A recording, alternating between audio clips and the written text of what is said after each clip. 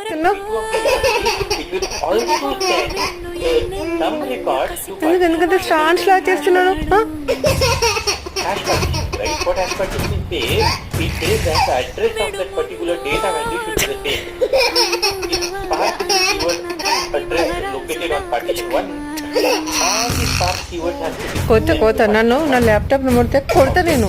Similarly, if data is a key and its address, ఇది నా laptop ముడితే కొట్టున్నాను. all the data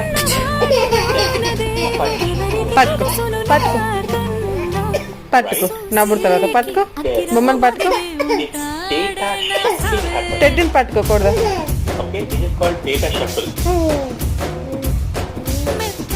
shuffle is the process, of sending the data value from all the partitions to all the partitions of the device. And this happens